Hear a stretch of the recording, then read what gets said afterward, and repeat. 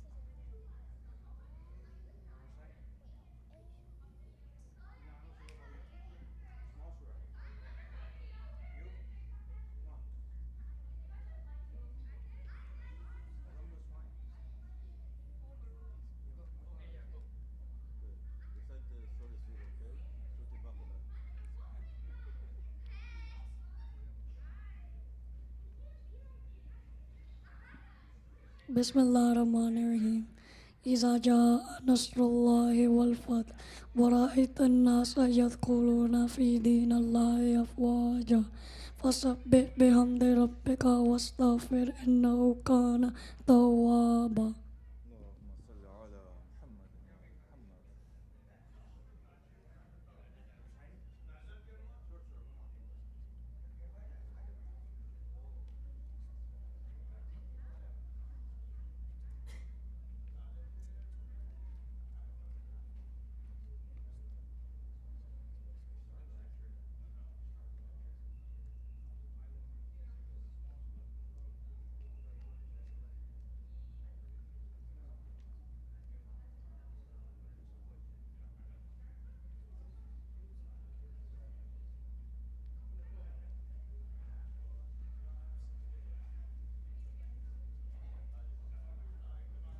أعوذ بالله من الشيطان الرجيم بسم الله الرحمن الرحيم تبت يدا أبي لهب وتب ما أغنى عنه ماله وما كسب سيصلى نارا ذات لهب وامرأته حمالة الحطب في جيدها حبل من مسد. بسم الله الرحمن الرحيم قل هو الله أحد الله الصمد لم يلد ولم يولد ولم يكن له كفوا أحد. بسم الله الرحمن الرحيم الحمد لله رب العالمين الرحمن الرحيم مالك يوم الدين إياك نعبد وإياك نستعين اهدنا الصراط المستقيم صراط الذين أنعمت عليهم غير المغضوب عليهم ولا الضالين.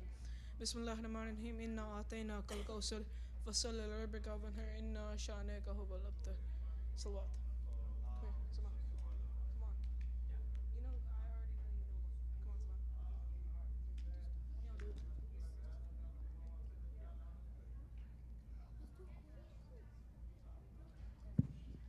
بسم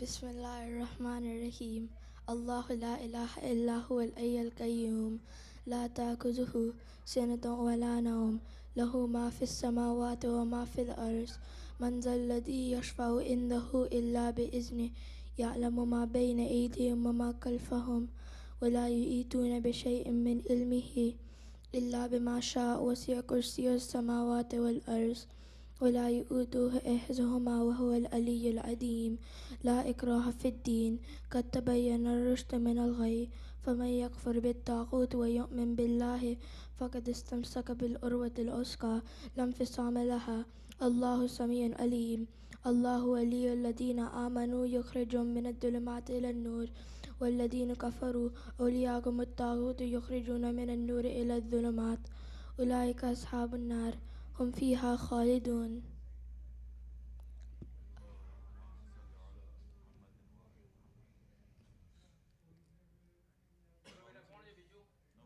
The one next to Abbas Ali.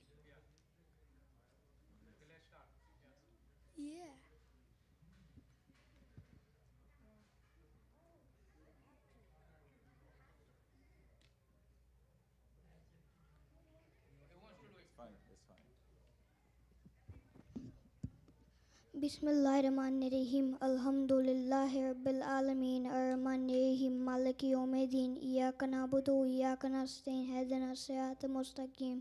Siratal ladzina an'amta 'alaihim ghairil maghdubi 'alaihim waladdallin.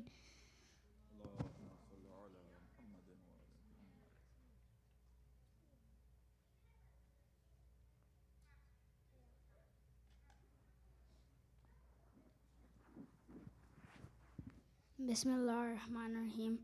Qul huwallahu ahad, Allahu samad, lam yalid wa lam yulad wa lam yakul lahu kufuwan ahad. Salawat. Bismillahirrahmanirrahim. Qul a'udhu birabbin nas, malikin nas, ilahin nas, min sharri waswasil khannas, allazi yuwaswisu fi sudurin nas, minal jinnati wan nas.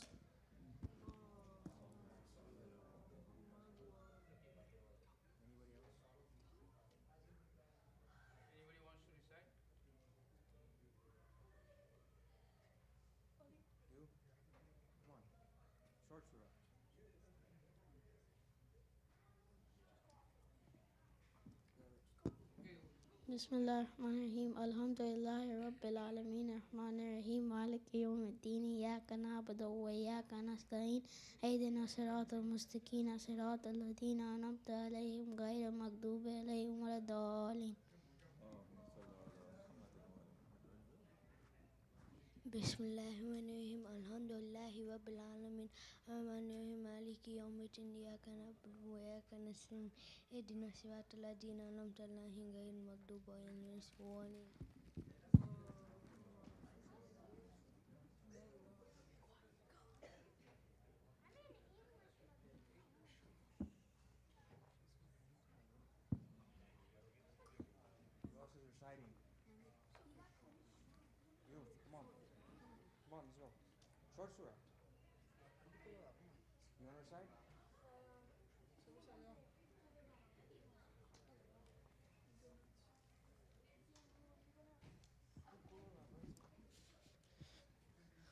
Bismillahirrahmanirrahim. Alhamdulillahi Rabbil Alameen. Ar-Rahmanirrahim. Maliki Yawmiddin. Iyyaka na'budu wa iyyaka nasta'in. Ihdina as-siratal mustaqim. Siratal ladzina an'amta 'alaihim ghairil maghdubi 'alaihim waladdallin.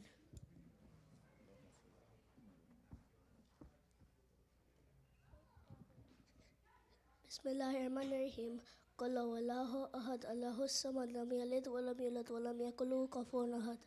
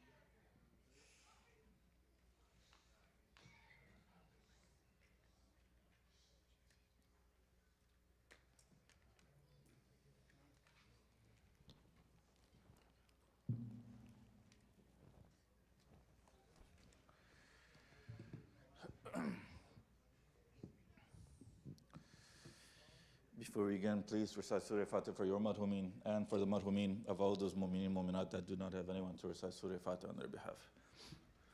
Bismillahirrahmanirrahim. Alhamdulillahi Rabbil Alameen.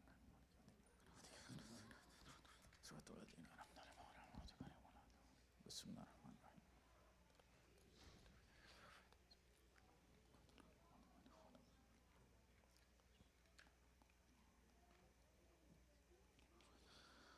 اللهم اغفرهم وارحمهم واسقهم بجوار محمد وآل محمد اللهم صل على محمد وآل محمد. أعوذ بالله من الشيطان الرجيم. بسم الله الرحمن الرحيم. الحمد لله الذي لا يبلغ مدحته القائلون ولا يوصي نعمه العادون ولا يؤدي حقه المجتهدون الذي لا يدركه بهد الهمم ولا يناله غوث الفتن الذي ليس لصفته حد محدود ولا نات موجود ولا وقت محدود ولا أجل ممدود فترى الخلائق بقدرته ونشر الرياح برحمته واهتدى بالسخر ميدان أرض ثم الصلاة والسلام على أشرف الأنبياء والمرسلين وحبيبنا وحبيب رب العالمين بالقاسم محمد الله وعلى أهل بيت الطيبين الطاهرين واللعن على أدائهم أجمعين من أول يوم ظلمهم إلى قيام يوم الدين أما بعد فقال الله سبحانه وتعالى في كتابه المبين وقوله الحق بسم الله الرحمن الرحيم ومن لم يحكم بما أنزل الله فأولئك هم الكافرون صدق الله العلي العظيم. Dear brothers and sisters, Assalamu alaikum wa rahmatullahi wa barakatuh. As we're getting close to the end of these ayam, these last few nights we've been looking at incidents that happened in the time of history which led to the events of Karbala happening. And yesterday we looked at the Khilafat of the second Khalifa, and we figured out that it was during his time and in Abu Bakr's time where some of these governors that they were appointing, they're the ones who ended up rising up, or they're the ones that ended up having people rise up against Abu Abdullah al-Hussein al-Islam. And now when it comes to the Khilafat of Uthman ibn Affan, who we're talking about today, we see that in his rule, not just one or two Muslims were against him, but when you open up history books, you see that the majority of Muslims, they were against everything Uthman was doing. And the sad reality is that the majority of Muslims today, they don't look at history and see what was the reason for Uthman's murder, because at the end, it was the Islamic Ummah that murdered Uthman. When you open up historical books, you see that companions of the Holy Prophet, such as Talha, they had a hand in it. Companions of the Holy Prophet, such as Zubair, they had a hand in it. Hatta, there are narrations in historical books which say that Aisha, she had a hand in the murder of Uthman. The only individual that was trying to protect him was Ali ibn Abi Talib al-Islam. That was it. But when it came to other companions, they had completely no faith in Uthman left. Why was that? Inshallah, we'll look into it today. But when it came to his rule, in his rule, what did he end up doing? What was the difference between his rule and Umar's rule? What was the difference between his rule and Abu Bakr's rule? What was the difference between his rule and the Holy Prophet's rule?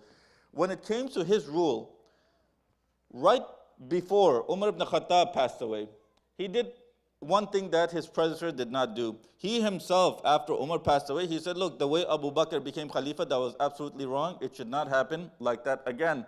There was no consensus on him. It just happened all of a sudden. When it came to his rule, he didn't even like the way that he became Khalifa. He didn't have a problem with it when he was becoming Khalifa, in that Abu Bakr appointed him Khalifa. He didn't have a problem with it.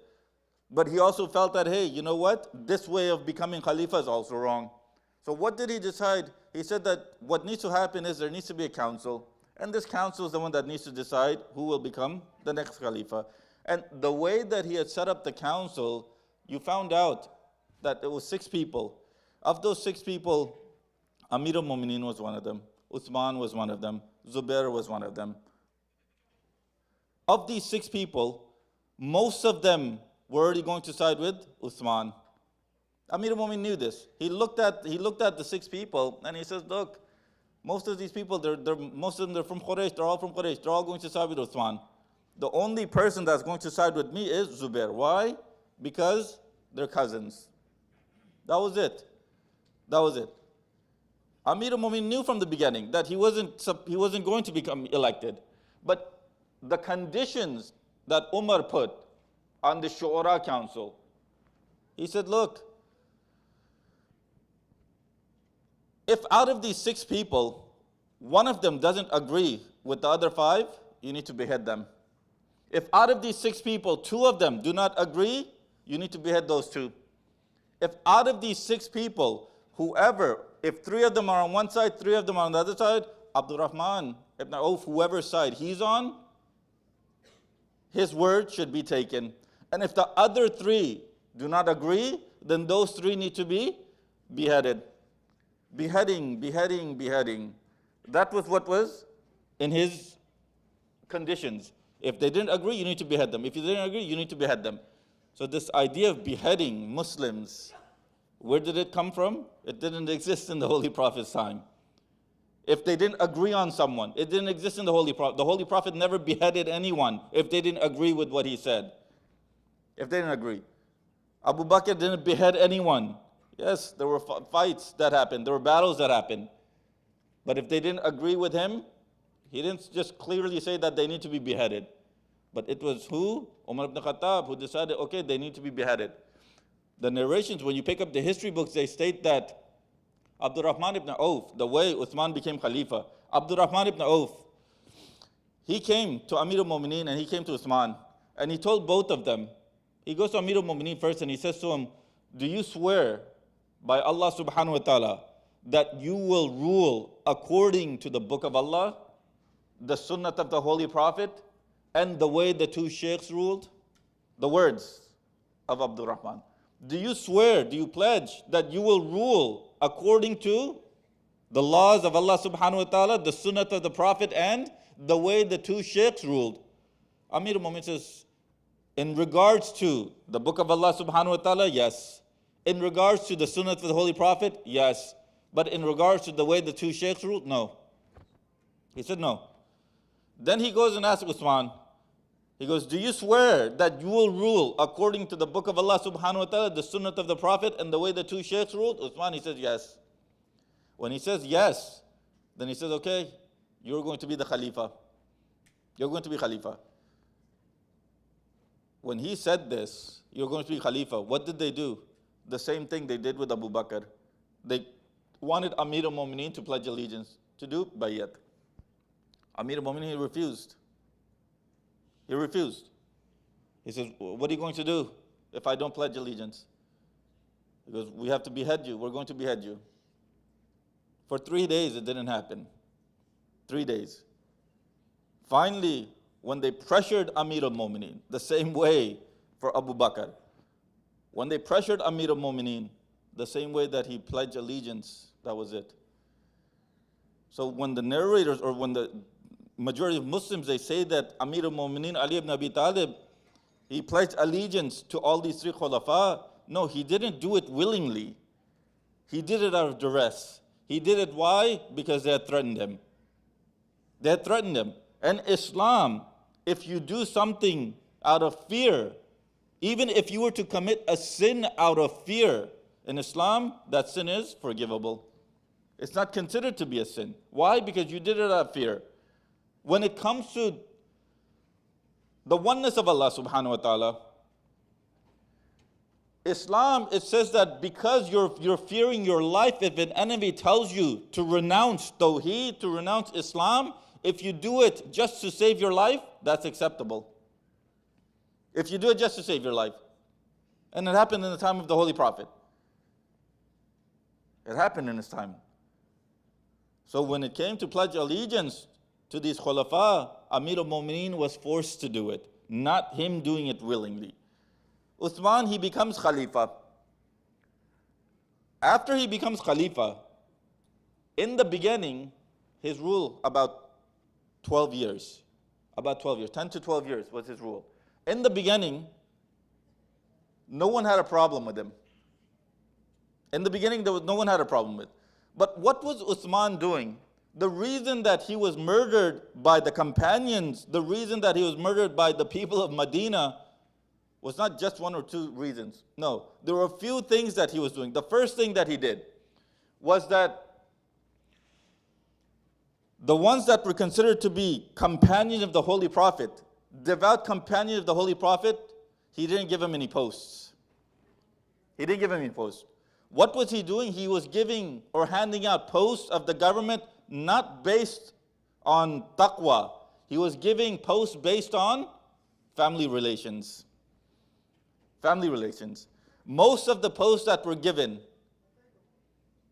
were people from the Banu Umayyah clan.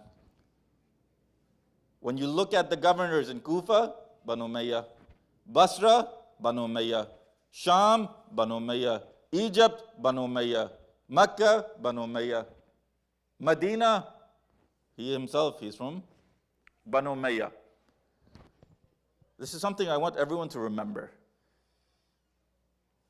Islam does not say that you need to give someone any post, even a job, just because they're your family member. Yes, help out your family member. But if you find someone that is more trustworthy, if you find someone that can do the job better, then give them the job.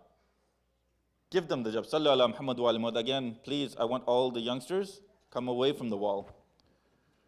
All the youngsters to come away from the wall. One time, please. Sallu ala Muhammad wa ala Muhammad.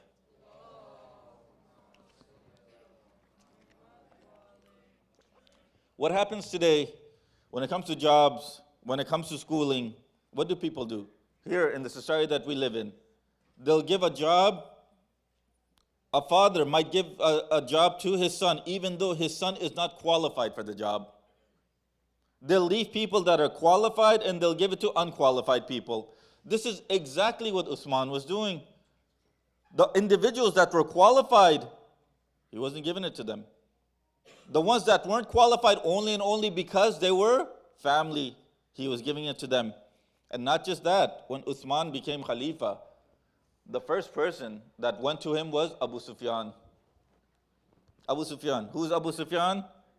He is the one, the father of Muawiyah. He's the one who fought so many battles against the Holy Prophet. He's the one, when Amir al-Mu'mineen, his Khilafat was taken away, he comes. He wasn't in Medina at that time. But as soon as he came back to Medina, the first thing he tells Amir al-Mu'mineen is, Ya Ali, your right has been taken. We're not going to let an individual who comes from this line or this tribe rule over us. We're Quraysh. These people, they're not even looked at in our eyes. They're nobodies in our eyes. Amir al-Mu'mineen looked at him, and Abu Sufyan, he told him, look, if you tell me right now, if you order me right now, I'll have the streets of Medina filled with my army, with an army. Amir al-Mu'mineen, he looks at him and he goes, Abu Sufyan, when did you become Muslim? When did you care about Islam? Because Amir al-Mu'mineen used to say that he did not accept Islam. He didn't accept Islam. He put down his weapons.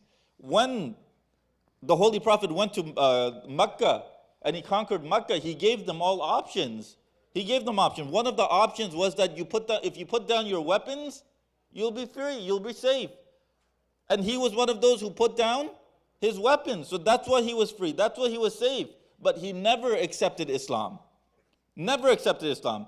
He's the one who comes now to Usman and he tells him, look, this rulership, this kingdomship, the Holy Prophet had said what? That after I pass away, this khilafat, this rulership, which is a rulership based on Allah subhanahu wa ta'ala's rule, this is going to turn into kingdomship. Now he's coming and he's telling Usman, this kingdomship, it belonged, look at the words, it belonged, or it was in the hands of these two that they should have nothing to do with. Now it's come in your hands, now it's come in our hands. You need to keep it within us. There is no God, there is no heaven, there is no hell. Just keep it amongst yourselves. This is who? Abu Sufyan.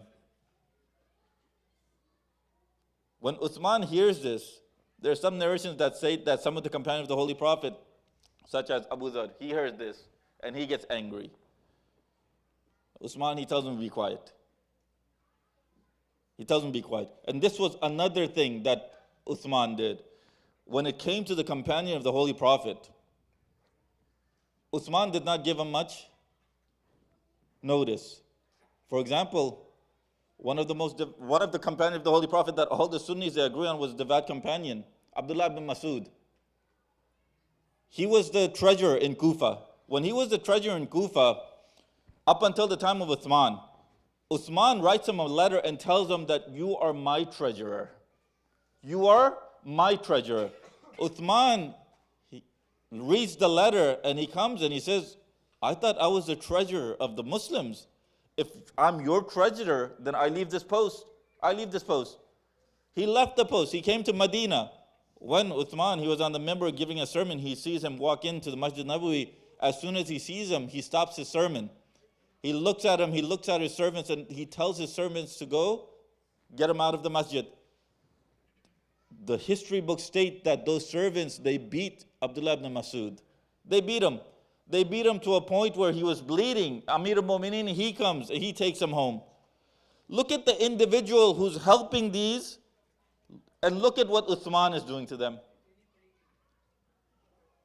Look at the way the Holy Prophet ruled. Look at the way Uthman is ruling. The Holy Prophet, Amir al-Mu'mineen, was his cousin. Yes? He was the rightful successor. Rightful successor. The Holy Prophet also had other relatives. But he doesn't make them, or he doesn't give them posts just because they were the relatives. No, he doesn't. The ones in Yemen, his ambassador to Yemen, his governor to Yemen, not a relative. What was it? Taqwa. Taqwa was the main character, the main reason the Holy Prophet was handing out posts. Taqwa. And I said yesterday, what taqwa truly is. Taqwa doesn't mean, you know what, you fear Allah subhanahu wa ta'ala and you do your ibadat. That's not what taqwa is. Taqwa is you do your ibadat because you truly believe that Allah subhanahu wa ta'ala should be worshipped. That's what taqwa is. Fearing Allah subhanahu wa ta'ala. Fear Allah subhanahu wa ta'ala. Why should you and I fear Allah subhanahu wa ta'ala? Every verse of the Quran, every surah of the Quran, it starts off Bismillahir Rahmanir Rahim except for one surah. Out of the 114 surahs. All of them except for one starts off Bismillahir Rahmanir Rahim. When Allah subhanahu wa ta'ala is constantly reminding us of the rahmat of Allah subhanahu wa ta'ala, then why should we fear Allah subhanahu wa ta'ala?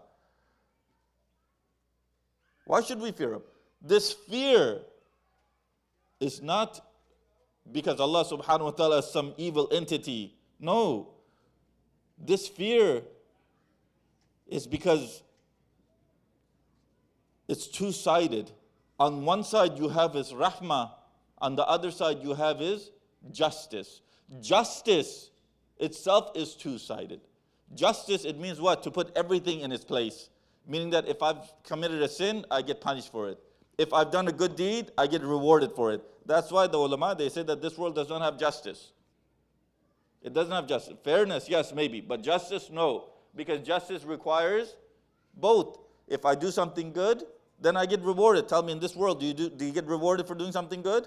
No, you don't. But you do get punished for doing something evil. You get punished for doing something bad. That's why the ulama, they said that this world does not truly have justice. That justice will happen when? The justice of Allah subhanahu wa ta'ala will happen on the day of judgment, when all the amal are there.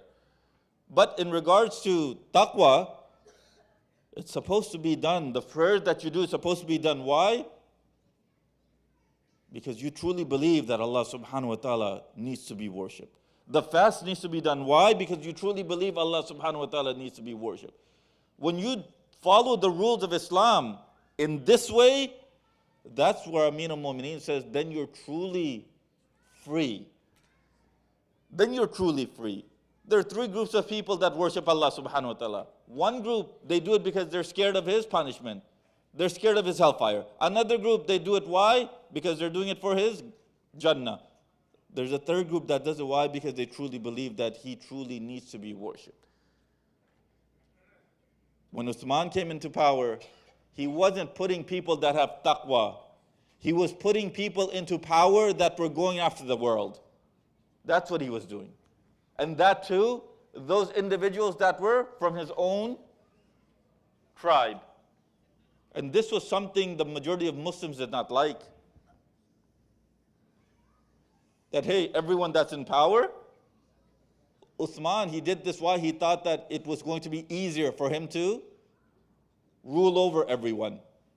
Meaning what? Meaning that if I'm the head of the state, and for example, I have my brother here, I have another brother here who's ruling this, at the end of the day, I'm going to think what? They're going to come to me.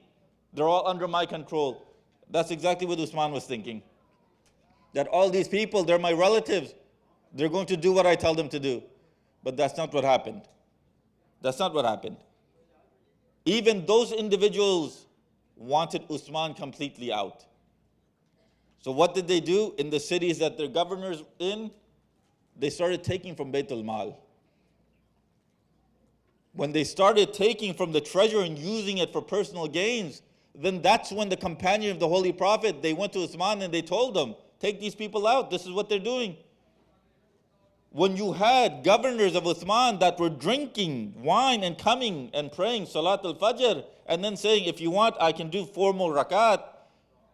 That's when the Muslims, they went to Uthman and they told them, you know what, this is what this individual is doing, take him off his post. At the very least, give him the punishment that he deserves. What does Uthman do? He says no. He says no. It got to a point where some of the companions of Amir al-Mu'mineen that were in Kufa, they came to Medina, they came to complain to Amir al-Mu'mineen. Amir al-Mu'mineen told Uthman, bring him here and punish him. Uthman reluctantly he brought him. When he brought him, no one dared punish him. Why? Because he would threaten them, saying that the Khalifa is my relative. The Khalifa is my relative. No one dared punish him. That's when Amir al-Mu'mineen, he said, I don't care if the Khalifa is your relative. He's the one who took the whip and he punished them. This was the justice of Amir al-Mu'mineen. He didn't care. What was Uthman doing? By this time, he wasn't following the sunnah of the Holy Prophet. He wasn't following the Quran. And because he wasn't following the sunnah or the Quran, which was the 2 conditions that they had said, the 2 conditions that they put on him, that he would follow the Quran and the sunnah of the Holy Prophet. Now that he's not even following these 2 conditions, what did they start saying? He's become a kafir. He's become a kafir. And do you all know one of the first individuals to claim that he was a kafir? It was the wife of the Holy Prophet, Aisha. Aisha. What would happen was that in the time of Abu Bakr and the time of Omar, all the wives were getting 8,000 dirhams as monthly allowance. 8,000. But Aisha and Hafsa, they were getting 12,000. When Uthman became Khalifa, he thought that, hey, this isn't fair. What makes these 2 special that they're getting 12,000 and the rest are getting 8,000? So what does he do? He brings it down to 8,000.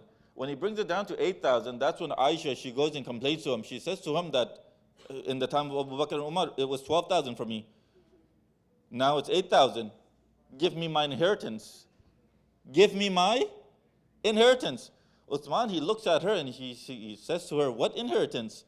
If the daughter has no inheritance, what inheritance does a wife have? That's when Aisha, she says, everyone in the masjid, she says, kill this Nasal. Kill this old fool. Why? Because he's become kafir. He's become kafir. Why? Because he lowered her monthly allowance. Who? Aisha. Where's this happening? Medina. And who did the majority of Muslims claim that had Uthman killed? Abdullah ibn Saba. Abdullah ibn Saba. This is another atrocity that's happened within Islamic history where the majority of Muslims, they think that the Shia belief started from Abdullah ibn Saba. If you read Murtaza Askari's book, 150 Fake Companions, or one of his other books that deals with Abdullah ibn Saba and other characters, he himself, he proves in those books that some of these narrators that Sunnis, they narrate from, they didn't even exist. 150 fake companions. It's translated in English. Please read it. By who? Murtaza Askari. 150 fake companions. These are the people, these are individuals that Muslims are narrating from. But Aisha, she says that he's become a kafir. So there's a question for the Muslims. Aisha or the wives of the Holy Prophet are part of Ayatul Tathir for you. They're all part of Ayatul Tathir. Meaning what? Meaning that they've been purified from any type of rijs. For you all, for the majority of Muslims, they've been purified from any type of rijs. So then lying, they've been purified from it. If Aisha is part of Ayatul Tathir, then tell me, when she called him a kafir, was that the truth or was that a lie? What was it? If it was the truth, then why do you have a problem with me calling them kafir? If it was a lie, then she's not part of Ayat al-Tathir. She's not part. And when it comes to this verse of the Quran, you pick up Muslim, you pick up Bukhari, Aisha herself, when asked about this verse, she herself says, ask this to Salama because it was revealed in her house. Ask about the interpretation and who the people referred to in Ayat al-Tathir are. Why? Because it was revealed in her house. Alaykum salam wa rahmatullah. But what did the Muslims do? The wives also. No problem. Either she was lying or she was telling the truth. One. Two, another individual who wanted him killed, who was the main person who got people riled up against him. Who was it? Zubair. This same individual, Amir al-Mu'mineen, told him, all these people that are gathered here, tell them to disperse. They had already surrounded Uthman's house. And he was the one leading all of them. Amir al-Mu'mineen goes to him and he tells them, look, tell them all to disperse. Don't do this. He tells Amir al-Mu'mineen, Ya Ali, no, this has to be done because now it's enough. He's not following the Quran. He's not following the sunnah of the Holy Prophet. He's left all of his ambassadors, he's left all of his governors free to do whatever they want. Whatever city, Islamic city you go to, everyone complains about his governors, and he's not doing anything. Amir al-Mu'mineen, he comes to Uthman, he tells him, do this. Uthman, he tells Amir al-Mu'mineen, Ya Ali, Umar did the same thing I'm doing. Umar did the same thing. You never went and complained to him? Amir al-Mu'mineen, he gets mad and he goes, when did Umar do what you were doing? Do you not know? You were there. All of his governors were afraid to do anything that your governors are doing. Why? Because Umar would beat them. Umar would confiscate their money. They were afraid to do any of the things your governors are doing. So how can you sit there and tell me that Umar did the same thing? You've become too lax in the way you rule. That's why they're taking advantage of you. Do you not see what Marwan ibn Hakam is doing? He's writing letters on your behalf and using your stamp and forwarding it. That was another reason the Muslims were angry with Usman. Why? Because Usman had brought back Hakam and Marwan in the Holy Prophet's time. Sallallahu alaihi Muhammad wa ali Muhammad. In the Holy Prophet's time, the Holy Prophet had exiled them, both of them. In Abu Bakr's time, they were exiled. In Umar's time, they were still exiled. Who brings them back? Usman ibn Affan. When he brings them back, not just that he brings them back, but he gives them posts. Not just that he gives them posts, but when he brings them back, he gives them 100,000 dirham. He gives them 300,000 dirham. From where? Was it his personal property? No. From where? Baytul Mal. That money is supposed to be used for what? The poor of the region. What is he doing? He's freely dispersing it to who? People that do not even need it. That don't need it. That was another reason the Islamic Ummah became angry with him. Now you already have three reasons. The wife of the Prophet has said, kill him. A companion of the Prophet has said, kill him. He's bringing back people that the Holy Prophet had exiled. He's not following the Quran. He's not following the Sunnah. So what happened? The people in Medina, they start writing. The companions in Medina, they start writing letters to companions that were outside of Medina. And they wrote letters saying, look, you immigrated for the sake of Allah subhanahu wa ta'ala out of Medina. Now you need to come back because the religion of Allah subhanahu wa ta'ala and the sunnah of the Holy Prophet requires you to be back. Uthman is not fit to rule. They all come back. When they come back, that's when the murder of Uthman happens. That's when the murder of Uthman happened. It wasn't Abdullah ibn Sabah. It wasn't Shi'as. It was who? The collective of the companions of the Holy Prophet that killed him. The only person that didn't want that to happen was Amir al-Mu'mineen. And then they take that too to mean, oh look, Amir al-Mu'mineen was fine with his rulership. No, Amir al-Mu'mineen was not fine with his leadership. He wasn't. But what did the Ummah do? They stopped water for him. They stopped water. When they stopped water, that's when Amir al-Mu'mineen says, no, this is absolutely wrong. Was it because Amir al-Mu'mineen knew what was going to happen to his family? Or no? Was it because water is something every human being requires? What does Allah subhanahu wa ta'ala say in the Quran? That every living being is created of water. This is something humanistic. This has nothing to do with Shia. This has nothing to do with Sunni.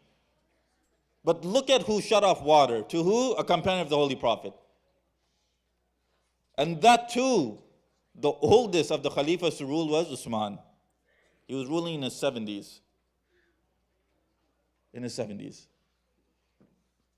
Look at the way Usman ruled, look at the way the Holy Prophet ruled. Because I had said that this is what we need to gauge. If you're going to claim that they are the successors to the Holy Prophet, then they should rule the way the Holy Prophet did. Another reason that they rose up was because of the Quran. Everyone knows that the Quran that we have today is known as what? The Usmani Codex or the Usmani Quran. Abdullah ibn Masud, he had his version of Quran. What did Usman do at that time? He basically said, hey, look, the way that the Quran is being recited, there's so many different ways. There's so many different ways. We don't want that. There should just be one way of recitation. Abdullah ibn Masud, he also had a way of reciting. He also had Quran written. Uthman, what he wanted was just one Quran which would be everywhere and all others to be burned. The way that non-Muslims are burning the Quran today, the Muslims now have a problem with it. Open up your own history books and go find out who was the first one to command the Quran to be burned. If you're going to condemn these individuals, then condemn the first individual. Condemn the first individual. It shouldn't matter if they're Muslim or not. That shouldn't matter. What's being burnt is the word of Allah subhanahu wa ta'ala. He said to everyone, confiscate wherever the Quran is. If it's written on a bone, if it's written on a leaf, on a piece of paper, confiscate it and burn them all. There's only going to be one. Why did it need to be burned? Why did it need to be burned? This is where they learned from. The hatred of Islam, brothers, I'm going to be honest, the hatred of Islam that exists in the West today is because of the Sunni Islam that spread. The Sunni version of Islam that spread. That's where the hatred of Islam is. The hatred of Islam isn't in the Shia version. It's in the Sunni version. And when you look at all the atrocities that are being committed because of hatred of Islam, you see that it was Muslims that did that first. Burning the Quran, Muslim. Defiling the Quran, Muslim. Muslim. Alaykum salam. Making fun of the Holy Prophet, Muslim. They were the ones that did it. Disobeying the commands of the Holy Prophet, Muslims. But today, no, you know what? This is kufr, this is this is that. Allah subhanahu wa ta'ala says, this verse that I've been reciting for every one of these khalifas, anyone that does not rule based on the commands of Allah subhanahu wa ta'ala, humul kafirun, humul zalimun. The Quran itself, brothers and sisters, please, when you read the Quran, don't just, and this is a problem that we have. Amongst the Shias, it's a huge problem. Allah subhanahu wa ta'ala, we have the hadith, Allah subhanahu wa ta'ala says, take the Ahlul Bayt and the Quran. Quran and Ahlul Bayt. Quran and Ahlul Bayt. Sometimes it feels like we've stuck to the Ahlul Bayt, but we've left the Quran. Read the interpretation of the Quran. Read the tafsir of the Quran. Once you start reading the tafsir of the Quran, the love of the Ahlul Bayt will increase for you. If the love of the Ahlul Bayt is increasing in you, then you'd want to read the tafsir of the Quran. Why? Because Amir al-Mu'mineen says, what? Some narrations a third, other narrations half. of the Quran is in our favor. It's talking about our merits. So if you truly love the Ahlul Bayt, would you not want to know the merits of the Ahlul Bayt? For example, from Aisha, she herself, she says that the Quran and the Holy Prophet, they're one and the same. This is a narration from Aisha. Yes, this narration comes from the Ahlul Bayt also. What does that mean, that the Quran and the Holy Prophet are one and the same? Meaning that whatever the Quran said, the Holy Prophet did. Whatever the Holy Prophet did, the Quran said. They're one and the same. Do you see how your love will end up increasing when you start reading the tafsir of the Quran? Uthman, after he was killed, Amir al-Mu'mineen, I need to do two. Amir al-Mu'mineen, he became Khalifa. And we all know about what happened in Amir al-Mu'mineen's time in the 4 years that he was Khalifa. What was happening? He was having to deal with the riots that came up. The riots in terms of Jamal, Nahrawan, and Siffin.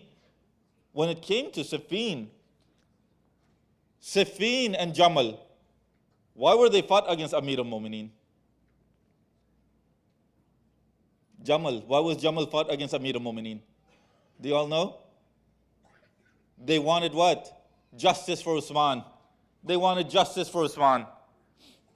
The three individuals who told the people of Medina that he should be killed now are rising against Amir al-Mu'mineen because they want justice for Usman. Zubair was one of them. He was in the party of Aisha. He was in that party. Aisha, there's a narration that says that Aisha, she met Abdullah ibn Abbas, and she says to him, Ibn Abbas, I know that you're quick-witted, you have a sharp tongue, and you have memorized the Quran and the Sunnah. You need to tell the people about Uthman. They need to rise up against him. I've heard that Zubair is already controlling Baytul Mal. Zubair is already controlling Baytul Mal. Ibn Abbas, he says to her that it's not going to go the way you think it's going to go. Meaning what? Meaning that she thought because Zubair is holding on to the keys of Baytul Mal, he is going to be Khalifa. He says to her, look, it's not going to go the way you think it's going to go. If something happens to Uthman, it's our companion, meaning Ali ibn Abi Talib, who's going to become Khalifa. And she gets mad at him. She goes, no, I don't want to talk to you. Just leave. So what was she trying to do? She was trying to get people to her side against Uthman. The ones that killed Uthman are now telling Amir al-Mu'mineen, we want justice for Uthman. If that's the case, then you're the individuals that came out against him. You're the individuals that need to be killed. You're the individuals that need to be killed. And what does Amir al-Mu'mineen do in that battle? He leaves both of them. He leaves Aisha. Zubair gets killed, yes. Talha, Amir al-Mu'mineen says about Talha that he was one of ours before his son was born. He was one of ours. And you see that before Zubair was born, he was one of ours. When it came to Fadaq, it was him who said, Ya Amir al-Mu'mineen, rise up. Amir al-Mu'mineen said no. He was a Shia of Amir al-Mu'mineen. But what was the difference? Why did Talha and Zubair, why did they rise up against Amir al-Mu'mineen? Because they thought that if they were to put Amir al-Mu'mineen into Khilafat, Amir al-Mu'mineen was going to do what Usman did. He was just going to do favoritism and give them Basra and give them Kufa. Amir al-Mu'mineen knew exactly what their thoughts were. When Amir al-Mu'mineen became Khalifa, he didn't give either of them any post. He didn't give any of them any post. Because he knew that they were people that were going after the world. He knew that. And because they were worldly people, Amir al-Mu'mineen, he was trying to rule the same way the Holy Prophet ruled, which was based on taqwa. He gave those individuals keys to Baytul Mal. He made those individuals his governors that had taqwa. Not those individuals that were going after the world. Because he knew that's exactly what's going to happen. So when he didn't give them those posts, that's when they decided, okay, you know what? Now we need to do something. Now we need to come out against Imam Ali alayhi salam. Why? Because they themselves, they felt that they had a right to Khilafat also. Their name was one of those six. Their name was also part of those six people that were in the Shura Council. So then they felt that they had a right for Khilafat. They tell Amir al-Mu'mineen, Ya Ali, you need to leave your post. Amir al-Mu'mineen said, why would I need to leave my post? You're the ones that paid allegiance to me. Either keep your allegiance or take back your allegiance. Amir al-Mu'mineen never forced anyone in his Khilafat for allegiance. Never forced anyone. Abu Bakr, forced. Umar, forced.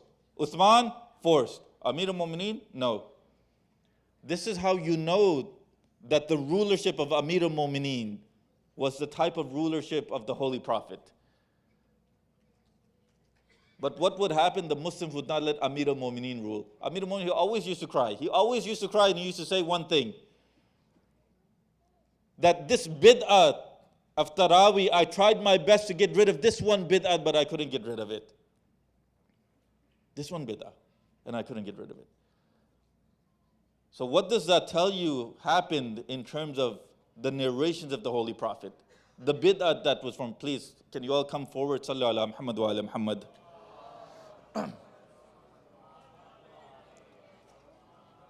One more time, Sallu ala Muhammad wa ala Muhammad.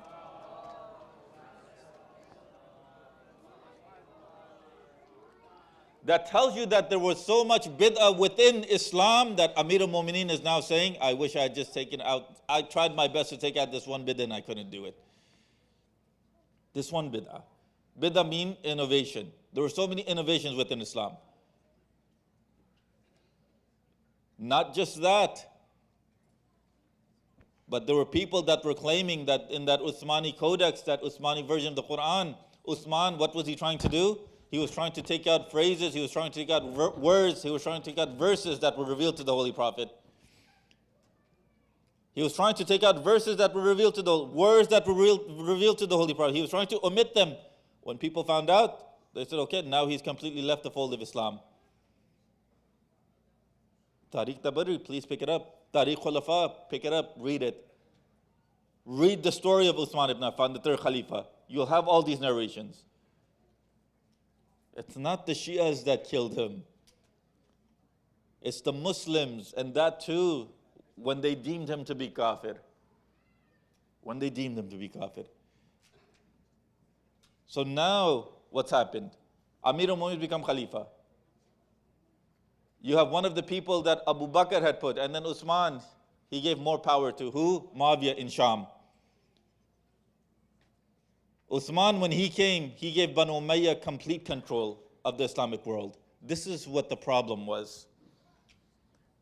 He gave complete control of the Islamic world to Banu Umayyah. And when he gave complete control, that's when Muawiyah in Sham, he knew exactly what was happening to Uthman in Medina. Uthman, he wrote him a letter telling him, send an army, I need help. What does Muawiyah do? He sends that army, but he tells that army, do not enter. Stay outside of Medina. Stay outside of Medina. They stay outside of Medina. Uthman gets killed. So who had a hand in killing Uthman? Muawiyah. Muawiyah himself.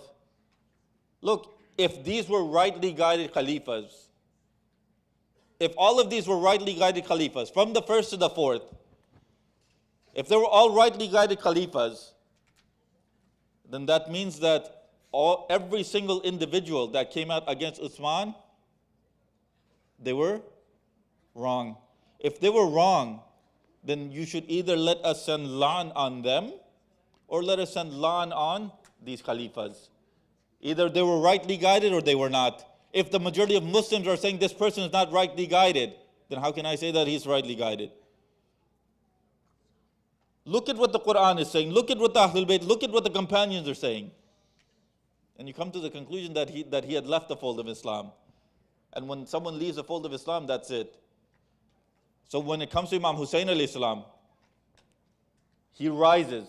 And what does he say? One of the phrases he says is that there's been change within Islam. There's been change within Islam. And that change Imam Hussein alayhi salam was trying to fight. One of the individuals whose shahadat we're commemorating tonight, Ali al-Akbar alayhi salam. When it comes to Hazrat Ali Akbar, brothers and sisters, when they were in Medina and they were leaving, the companions that were there that had seen the Holy Prophet, they came to Abu Abdullah Hussein alayhi salam and they told him, Ya Hussein, don't go. Hussein, he said, no, I have to go. It's already been written. The Holy Prophet has already told me what needs to happen. When he says this, those are the companions that look at Abu Abdullah Hussein alayhi salam and they say, Ya Hussein, if you truly have to go, then please leave your son behind. Leave Ali al-Akbar behind. Why? Because whenever we look at him, he reminds us of Rasulullah. He reminds us of Rasulullah. Please leave him behind. That's when Abu Abdullah Hussein, he says to them, no, his name is also with the Shuhada of Karbala. He has to go with me. There was another instance where Christians, they came to Imam Hussein alayhi salam. They met with Imam Hussein alayhi salam. They looked at Hazrat Ali al-Akbar and they saw how handsome he was. When they saw how handsome he was, Imam Hussein alayhi salam, and they tell Imam Hussein, Yabna Rasulullah, this is your son? He goes, yes. When they have a conversation, Imam Hussein alayhi salam, he tells them, you looking at him, can you imagine, do you know what the Islamic Ummah will do to him? They go, what? They're the ones that know that he is the mirror image of Rasulullah, but they're the ones that are going to kill him. They're the ones that are going to kill him. Knowing that he's a mirror image of Rasulullah, they're going to kill him. Those Christians, they say to him, Yabna Rasulullah, there's some narrations that we have that say that Nabila Isa alayhi salam, he used to ride on a donkey. He used to ride on a donkey. If that donkey was alive, or we even had footprints of that donkey, we would extol those footprints. And this is the mirror image of Rasulullah, and this is what they're going to do? Abu Abdullah Hussein alayhi salam, brothers and sisters, he leaves. When he leaves, he gets to Karbala. Now it's the 10th of Muharram. When it's the 10th of Muharram, the narrations, they say that there was only one shaheed that needed the permission of 4 individuals to go to battle. Imam Hussein alayhi salam would not allow him to go into battle without the permission of those 4 individuals. And who was that? That was Ali al-Akbar alayhi salam. Imam Hussein alayhi salam, when Ali al-Akbar comes to Imam Hussein, he goes, Yap ya abati, oh father dear, would you give me permission to sacrifice my life for you? Imam Hussein alayhi salam, he looks at Ali al-Akbar and he says, oh my son Akbar, I'll give you permission, but please, I want you to get permission from your auntie, from your mother and your brother, Imam Zainul Abidin. Sallallahu alayka ya Rasulallah. Sallallahu alayka ya Amir al-Mu'mineen. Sallallahu alayki ya Siddiqatu Fatima. Sallallahu alayka ya Hasan al-Mustafa. Sallallahu alayka ya Gharib al-Ghuraba. Ya Aba Abdullah al-Hussein. Brothers, sisters, Ali al-Akbar, he goes into the camp of Lady Zainab and he asks her, oh auntie dear, do you give me permission to sacrifice my life for my father? Lady Zainab, she starts to cry and she says, oh my nephew, you're the mirror image of Rasulullah. I'll give you permission, but first I want you to go to your mother and get permission from her. Then he goes and he says to Lady Zainab, oh auntie dear, I know, I'll go to my mother, but you're Bint Rasul, that's why I've come to you, Bint Fatima, that's why I've come to you. He goes to his mother's head and he asks her, Oh my mother, do you give me permission to sacrifice my life for Abu Abdullah al-Hussein alayhi salam, just to test the resolve of her son? What does Layla say? Layla, she cries and she says, oh my son, I'm old, I'm in this place, and I don't know anyone else except for this family. That's when Ali al-Akbar, he says to his mother, he says, oh mother dear, I'll just ask you one question, that's it. And if you give me an answer, I won't go to battle. He says to her, oh mother dear, if the mother of Hussein, if my grandmother Lady Zahra, she comes to you tomorrow and she says, oh Layla, was my son more important or was your son more important? What will you say? That's when Layla, she says, Ali al-Akbar, I give you permission, you can go and you fight for your father. Then he goes to Imam Zayn al-Abidin alayhi salam's son. Imam Zayn al-Abidin alayhi salam, he gives him permission. The narrations, they said, Hamid ibn Muslim, he writes that there was one individual, whenever he would try to come out, the ladies, they would take him back. Whenever he would try to come out, the mother would take him back. Whenever he would try to come out, the sisters, they would take him back. Hamid ibn Muslim, he asked Abu Abdullah, Ya Mawla Hussein, who was this? And that's what Imam Hussein, he says that when my son Ali al-Akbar, he would try to leave the tent, the aunties, they would gather, then the mother would gather, then the sisters would gather, brothers, sisters, the narration state. Then there came a point when Imam Hussein, he went into the tent and he says, Ya Zainab, let go of my son, he's going to go to battle. When Imam Hussein brings Ali al-Akbar, he's sitting on the ground. When he's sitting on the ground, Imam Hussein he takes his turban and he puts it and he starts wrapping it around the head of Ali Akbar. Every time he would wrap the turban around, he would say, Inna lillahi wa inna ilayhi raji'un. Inna lillahi wa inna ilayhi raji'un. Ali al-Akbar, he sits on his horse. When he goes towards the battle, Imam Hussein he's following him on foot. That's when Ali al-Akbar, he turns back and he says, oh father dear, you had just given me permission to go out to battle. Why are you following Imam Hussein? He says, he starts crying and he says, oh my son Akbar, you do not have any children. If you had a child such as yourself, you would know why I'm doing this. The brothers and sisters, the nurses said, Ali al-Akbar, he goes out to battle. When he goes out to battle, Imam Hussein, he goes to Layla and he says to her, oh Layla, Allah subhanahu wa ta'ala, he accepts the du'as of a mother. Do dua that we see our son Ali al-Akbar one more time. That's when Layla, she puts the musalla on the ground and she prays to Allah subhanahu wa ta'ala. What does she say? She says, oh Lord who returned Ismail to Hajara. Oh Lord who returned Yusuf to Yaqub, please return my son Akbar to Hussein. The narration said when she was doing this dua, Ali al-Akbar, he comes to Abu Abdullah al-Hussein and he says to him, oh father dear, this armor is too heavy on me, it's too hot. Oh father dear, I'm thirsty. Imam Hussein he looks at his son, he takes off the armor and he says to him, oh Akbar, you will drink from the fountain of Kawthar soon. That's when Ali al-Akbar, he leaves out to the battlefield. When he leaves out to the battlefield the second time, the enemies, they surround him this time, they all attack him. And the narration say that there was an enemy that struck Ali al-Akbar straight in the liver and he falls off his horse. When he falls off his horse, he calls out to his father, Ya Abati Adrikti. When he calls out to his father, Imam Hussein, he comes running. When he comes running, Ali al-Akbar, he still had a little life left in him. And he says to his father, oh father dear, please watch out for the spear because part of it is still stuck within me. Imam Hussein he turns towards Najaf and he says, Ya Abati Adrikni, oh father dear, help me. While he's saying this, he pulls that part of the spear out of Ali al-Akbar's chest. Inna lillah wa inna ilayhi raji'un. Wa la'natullah ala qawm al-kafirin. Matam Hussein.